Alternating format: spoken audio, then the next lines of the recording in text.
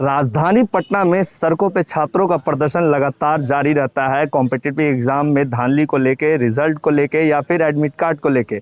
ऐसे में जो नीतीश सरकार की जो पुलिस है वो छात्रों पे लाठी भी बरसाती है और उनके जो छात्र नेता है उन्हें जेल भी भेजा जाता है। लगातार सदन में भी माले विधायकों ने इसको लेके लगातार आवाज़ उठाया, छात्रों का मुद्दा उठाया है, सदन में भी आवाज़ उठाया, सड़कों पे भी उतर गए थे, चाहे वो पालीगंज के विधायक संदीप सौरभ हो या फिर डुमराव के अजीत कुशवाहा। मेरे साथ अजीत कुशवाहा हैं, अजीत से ही बात करेंगे।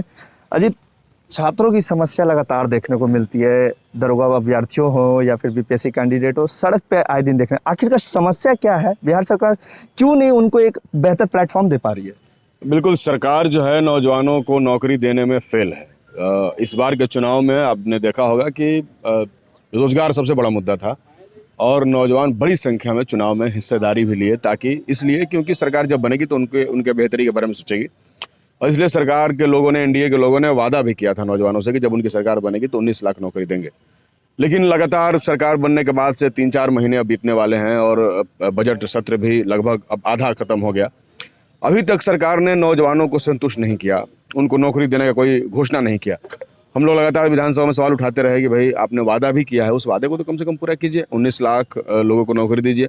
कई सारे पद खाली हैं, आप देखेंगे कि पंचायत के कार्यालय से लेकर, प्रखंड के कार्यालय से लेकर के सचिवालय तक में लाखों पद खाली हैं, शिक्षकों के पद खाली हैं, डॉक्टर्स के पद खाली हैं, नए उद्योग धंधे लगाए जा सकते हैं। तो ये सब कुछ में सरकार असफल है, फेल है।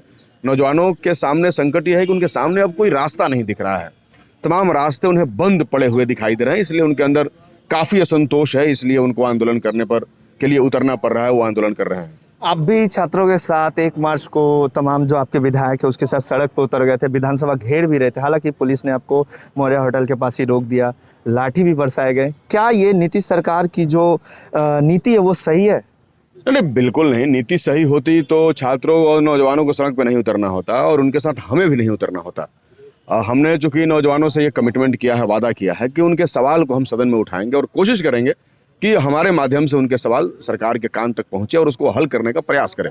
इसलिए हमने उठाया भी। लेकिन जब सरकार ने अनसुना कर दिया और नौजवान सड़क पर उतर गया तो हमारी एक विपक्षी विधायक होने के कारण जो है हमारी जो जिम्मेदारियाँ हैं वो ये है कि हम नौजवानों के साथ सड़क पर खड़े हों। तो हम अपनी जिम्मेदारी के साथ नौजवानों के साथ सड़क पर खड़े थे। लेकिन हमने देखा कि सरकार जो लगातार आंदोलनों पर दमन कर रही है, दमन चक्र जो चला रही है। और कुछ दिन पहले आपने देखा होगा कि एक पत्र निकला था पुलिस विभाग का, जिसमें कहा गया कि आप सोशल मीडिया पर आलोचना नहीं कर सकते हैं सरकारों के, आप जो है फेसबुक, व्हाट्सएप और सोशल मीडिया पर नहीं लिख सकते हैं। तो इसलिए लगातार सरकार आंदोलनों को रोक रही है और इसी को रोकने के लिए सरकार ने लाठी भी चार्ज किया, लोगों को बुरी तरीके से पीटा गया, हम लोगों पर भी लाठी चार्ज किया गया।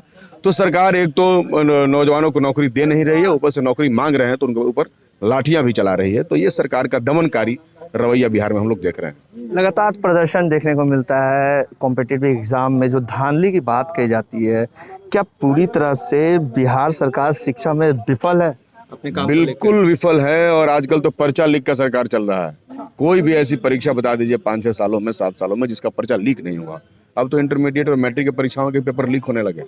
इसलिए ये सरकार पेपर लीक की सरकार हो गई है। इसलिए ये बहुत जो है ये मुश्किल का समय है। क्या सदन में भी आगे आवाज उठती रहेगी? बिल्कुल, सदन में भी आवाज उठती रहेगी और सड़क पर भी आवाज उठता रहेगा, दोनों काम चलता रहेगा। अगर छात्रों की समस्या को लेकर सरकार नहीं सुनती है, विपक्ष के पास वो आते हैं, तो क्या विपक्ष उनकी आवाज लगातार बना रहेगा? हाँ, हम लोग तो उठाते भी रहे हैं, हम लोग उठाया भी हमने और आगे भी हम लोग उठाते रहेंगे। तो ये थे अजीत कुशवाहा। सीधे तौर पे इनका कहना था कि छात्रों की समस्या हमारी समस्या है, हम सदन में भी इसको लेकर लगातार आवाज उठाए हैं और आगे भी अगर हमें उठाना पड़ेगा सदन में तो हम उठाएंगे, और अगर सड़क पे भी उतरना पड़ेगा तो छात्रों के लिए हम सड़क पे उतरेंगे। ऐसे ही तमाम अपडेट्स लाइव बिहार देते रहेगा। अभी के लिए इतना ही, नमस्कार। लाइव बिहार यूट्यूब पर सब्सक्राइब और फेसबुक पर लाइक जरूर करें।